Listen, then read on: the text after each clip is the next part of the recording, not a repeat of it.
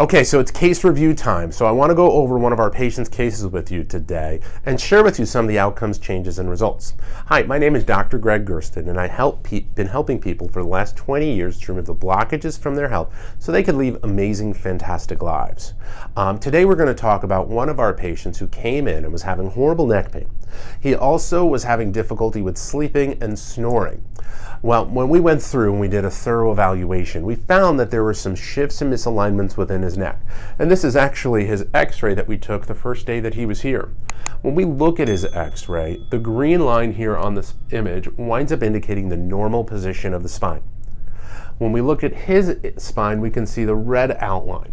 Now, within normal limits is, if we were to wind up saying, well, does he have a disc injury or does he have a bulging disc? No, he doesn't. However, what he does have is a reversal of his cervical curve with a focal reversal at C5 and C6. This is the number one most common degenerated spine vertebral segment in the spine and the most common disc breakdown and or lesion in the cervical spine. He's worked diligently doing the homework we've asked in here within the office, and we just did his re-exam where we can see that his spinal posture has changed within his cervical spine very close to the normal curve.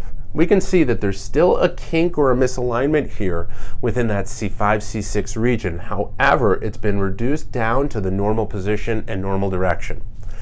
He's shared with us that he's now able to sleep through the night without any problems. No longer has neck pain. He's got more activity and energy than he's had in a long time.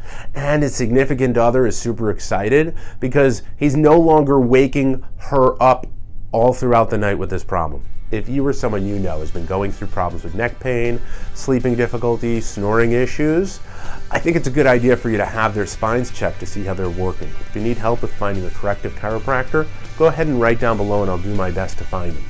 Speak with you soon.